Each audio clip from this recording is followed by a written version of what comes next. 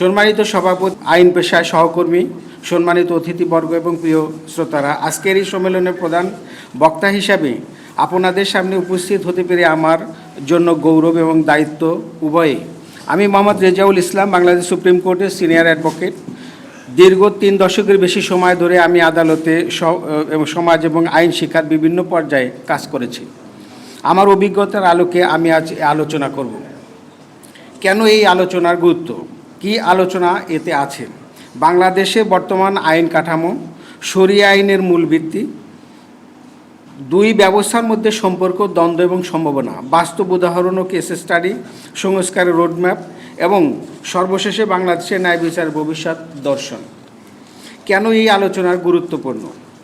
বাংলাদেশে এমন এক সন্ধিক্ষণে দাঁড়িয়ে আছে যেখানে আমাদের আইন ব্যবস্থা শুধু নাগরিক অধিকার রক্ষায় নয়, বরং জাতীয় এবং সামাজিক স্থিতিশীলতার জন্য গুরুত্বপূর্ণ। তবে বাস্তবতা হলো আমাদের আইন কাঠামো অনেকাংশে উপনিবেশিক যুগ থেকে উত্তরাধিকার সূত্রে প্রাপ্ত।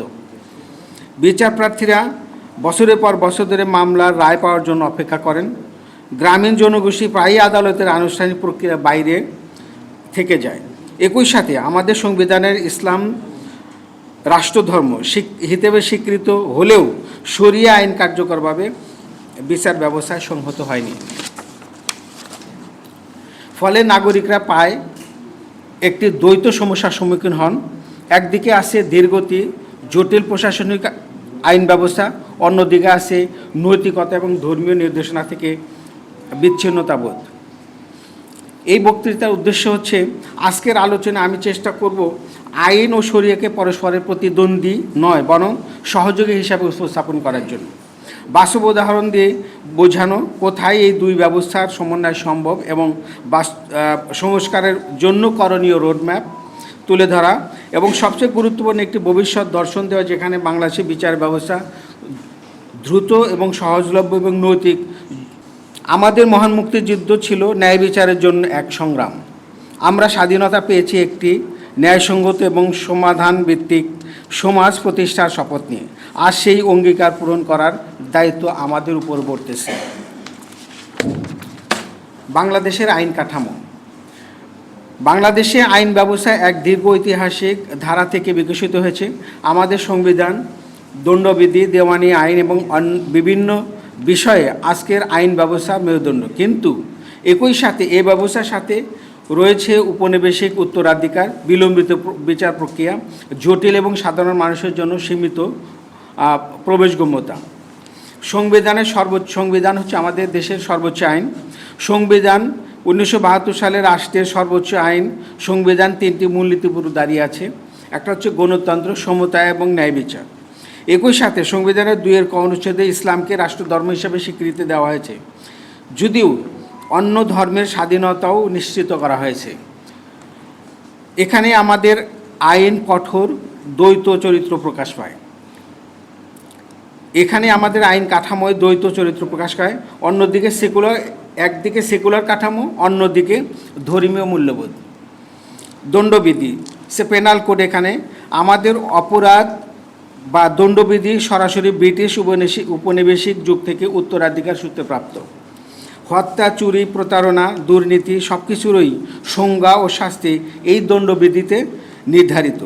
কিন্তু এটি প্রণীত হয়েছে মূলত শাসন সহজ করার জন্য, জনগণের ন্যায় বিচার নিশ্চিত করার জন্য নয়। এটা ব্রিটিশরা করেছে।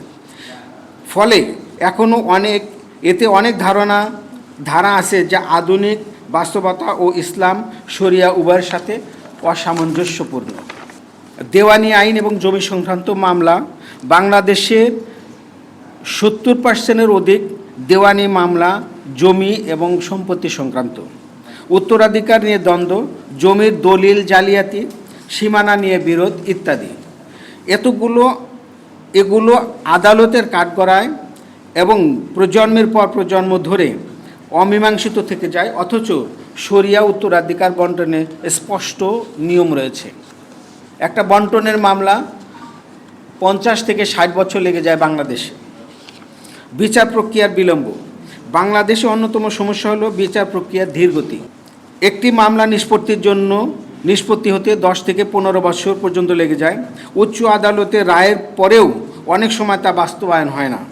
এর ফলে জনগণের আস্থা দুর্বল এবং অনেকে আদালতের পরিবর্তে প্রভাবশালী ব্যক্তিদের দ্বারস্থ হন।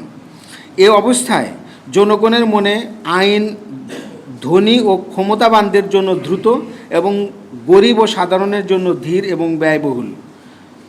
উপনিবেশিক উত্তরাধিকার। আমাদের আইন কাঠামোয় বেশিরভাগই ব্রিটিশ আমলের উত্তরাধিকার। পুলিশ আইন 1961, দণ্ডবিধি 1960 এবং সাক্ষ্য আইন 1972, এগুলো বাংলাদেশের 1872, এগুলো আজকের প্রেক্ষাপটে অনেকাংশে অপ্রাসঙ্গিক হলেও এখানে এখনও কার্যকর রয়েছে।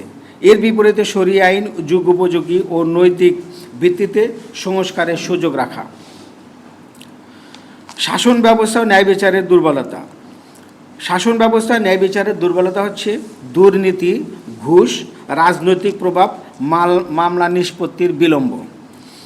এসব কারণে সাধারণ মানুষ ন্যায় বিচার থেকে বঞ্চিত হয়। অথচ ইসলামী শরিয়া ন্যায় বিচারকে শুধু আইনগত নয়, আধ্যাত্মিক দায়িত্ব হিসাবে ঘোষণা করেছে।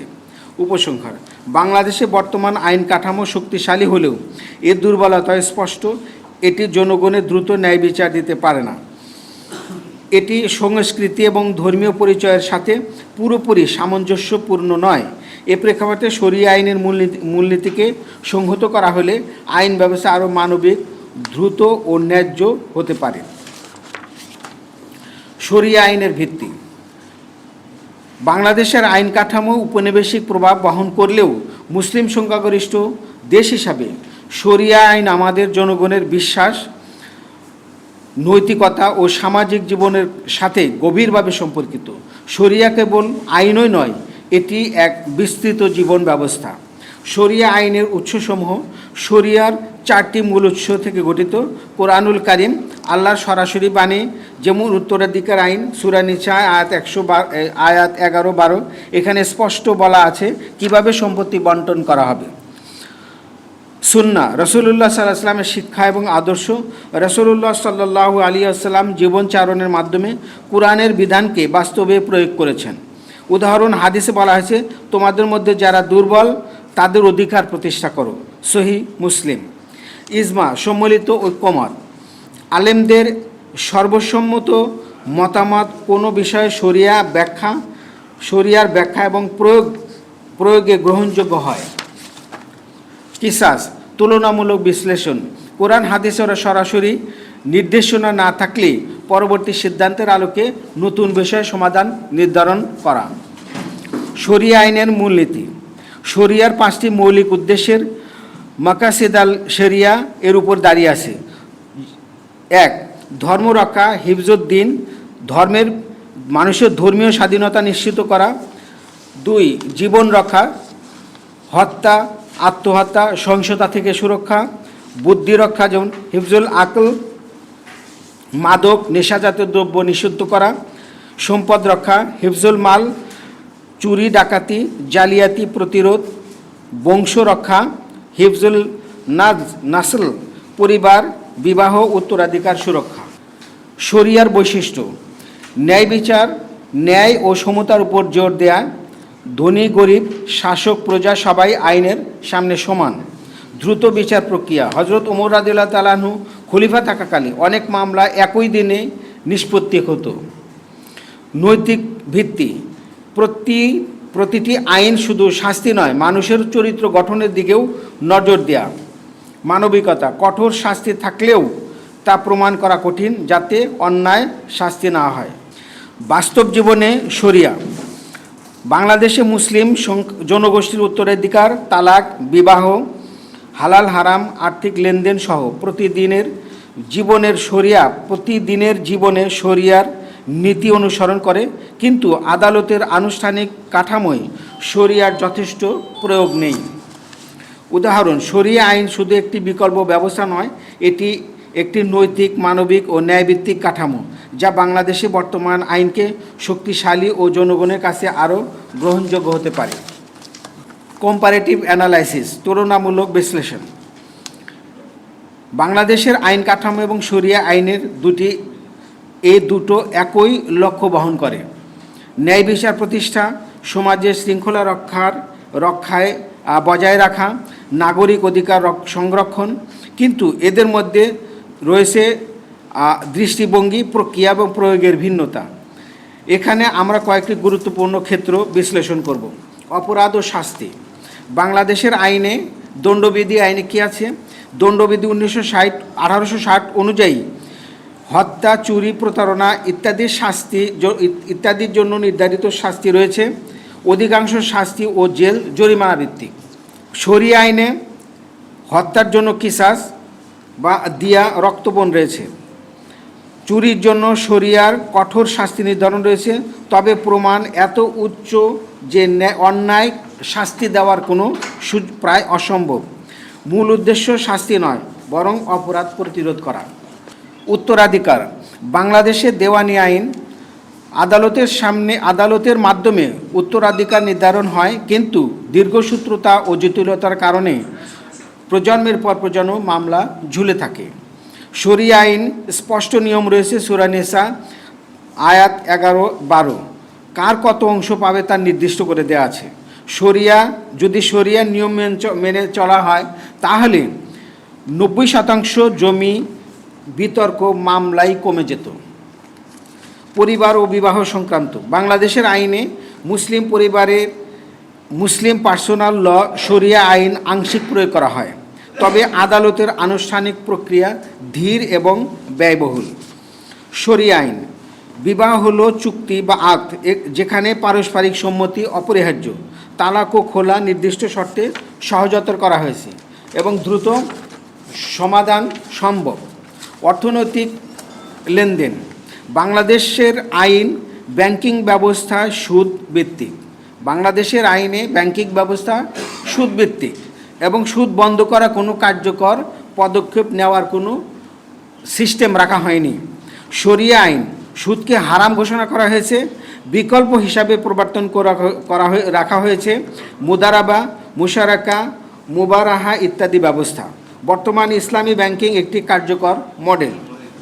প্রমাণ ও বিচার প্রক্রিয়া। বাংলাদেশের আইন সাক্ষ্য আইন 1872 এখনও কার্যকর। সাক্ষ্য প্রমাণ অনেক সময় জাল, মিথ্যা এবং বিকৃত করা হয়। শরিয়া আইন সাক্ষ্য প্রমাণের উপর অত্যন্ত গুরুত্ব প্রদান করা হয়েছে। একজন নিরপেক্ষ সাক্ষীকে মিথ্যা সাক্ষ্যের কারণে কিয়ামতে কঠিন শাস্তির ব্যবস্থা রাখা হয়েছে এবং হুঁশিয়ারি করা হয়েছে। ফলে মানুষের মধ্যে ভয় ও জবাবদিহিতার সংস্কৃতি তৈরি হয়। সামাজিক প্রভাব। বাংলাদেশি আইন ধীরগতি, ব্যয়বহুল, প্রভাবশালী মহলের কাছে নমনীয়। জনগণের আস্থা কমে যায়। আর শরিয়া আইন পাশাপাশি সামাজিক আইন শরিয়ার ক্ষেত্রে দ্রুত বিচার ও নৈতিক ভিত্তির কারণে মানুষের আস্থা বৃদ্ধি করে, অপরাধ প্রতিরোধে ভূমিকা পালন করে। উপসংহার। বাংলাদেশের আইন কাঠামো ও শরিয়া আইনকে প্রতিদ্বন্দ্বী না ভেবে যদি সহযোগী হিসাবে দেখা হয়, তবে তা একটি দ্রুত কার্যকর ও নৈতিক বিচার ব্যবস্থা প্রতিষ্ঠা সম্ভব। বাংলাদেশের সংবিধানে প্রদত্ত মৌলিক অধিকার, শরিয়া প্রদত্ত ন্যায় বিচারের নীতি, এই দুয়ের মধ্যে সমন্বয় হতে পারে একটি টেকসই সমাধান। Case study. বাস্তব উদাহরণ হিসাবে ভূমিকা। তত্ত্বীয় আলোচনার উপর যতই শক্তিশালী হোক না কেন, জনগণকে বোঝাতে হবে বাস্তব জীবনে উদাহরণ প্রয়োজন। বাংলাদেশে এবং ইসলামের ইতিহাসে বহু ঘটনা আছে যা দেখায় কিভাবে শরিয়া নীতি সমাজে ন্যায় বিচার ও স্থিতিশীলতা প্রতিষ্ঠা করেছে। উত্তরাধিকার মামলা। বাংলাদেশে একটি পরিবারে জমি নিয়ে ভাইদের মধ্যে বিরোধ সৃষ্টি হয়। তারা দেওয়ানি আদালতে মামলা করে। মামলা 15 বছর ধরে চলে।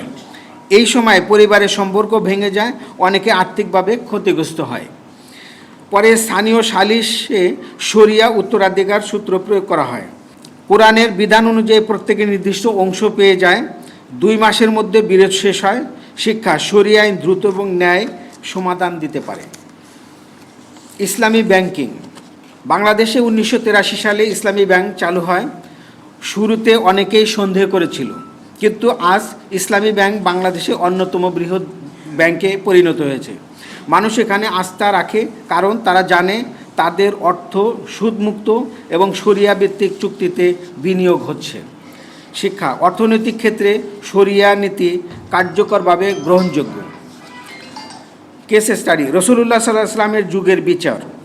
একজন মহিলা চুরি করেছিল, কেউ সুপারিশ করে তার শাস্তি না দেওয়ার জন্য বললে রাসূলুল্লাহ সাল্লাল্লাহু আলাইহি ওয়াসাল্লাম বলেছিলেন, তোমাদের পূর্বের জাতি ধ্বংস হয়েছে কারণ তারা প্রভাবশালীদের ছেড়ে দিত আর দুর্বলদের শাস্তি দিত। আল্লাহ শপথ, আমার কন্যা ফাতিমা যদি চুরি করত আমি তারও হাত কেটে দিতাম, রাসূলুল্লাহ সাল্লাল্লাহু আলাইহি ওয়াসাল্লাম বলছেন। সহিহ বুখারী। শিক্ষা এখানে হচ্ছে শরিয়া আইনে ধনী গরিবের কোনো ভেদাভেদ নাই, সবাই সমান। কেস স্টাডি, হযরত ওমর রাদিয়াল্লাহু তাআলা আনহু শাসনকাল।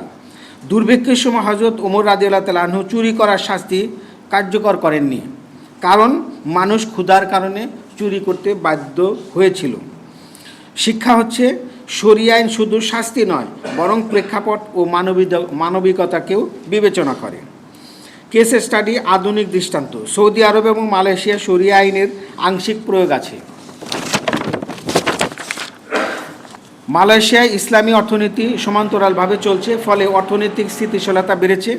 সৌদি আরবে দ্রুত বিচার ব্যবস্থা জনগণের কাছে অপরাধ প্রবণতা কমিয়েছে। শরিয়া আইনের আর শিক্ষা হচ্ছে শরিয়া আইন আধুনিক রাষ্ট্র ব্যবস্থার সাথে সমন্বয় করে কার্যকর করা সম্ভব। উপসংহারে বলা যায় যে বাস্তব উদাহরণ দেখায় যে শরিয়া আইনের প্রয়োগ কেবল তাত্ত্বিক নয়, বরং বাস্তবে এটি দ্রুত ন্যায় বিচার নিশ্চিত করে, সমাজে আস্থা ফিরিয়ে আনে, মানবিকতা ও সমতা প্রতিষ্ঠা করে। সংস্কারের roadmap, reform roadmap for Bangladesh. ভূমিকা, আমরা ইতিমধ্যে দেখেছি বাংলাদেশের আইন কাঠামো এবং শরিয়া আইনের মধ্যে পার্থক্য, মিল এবং অমিল।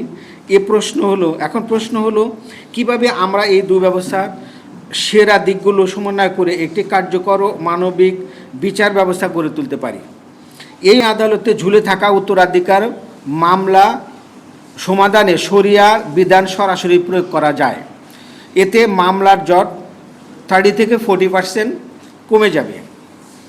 দ্রুত বিচার ট্রাইব্যুনাল, শরিয়া নীতির আলোকে দ্রুত বিচার আদালত গঠন করা, যেমন পারিবারিক বিরোধ, দেনা পাওনা, চুক্তি সংক্রান্ত, জমি জমার বিরোধ, এগুলো দ্রুত বিচার ট্রাইব্যুনালের মাধ্যমে বিচার করলে দ্রুততম সময়ের মধ্যে সমাধান করা সম্ভব।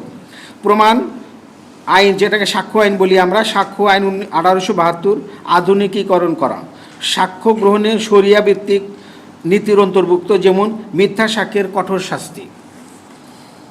অর্থনৈতিক সংস্কার, সুদমুক্ত ব্যাংকিং সম্প্রসারণ। ইসলামী ব্যাংকের পাশাপাশি প্রচলিত ব্যাংকেও শরিয়া ভিত্তিক সেবা চালু করা যেতে পারে, এতে জনগণ আরও আস্থা পাবে। জাকাত ও ওয়াকফের কার্যকর ব্যবহার, দারিদ্র্য বিমোচন ও শিক্ষা খাতে জাকাত ও ওয়াকফ ফান্ড সুষ্ঠুভাবে ব্যবহারের জন্য আইনগত কাঠামো গঠন করা যেতে পারে।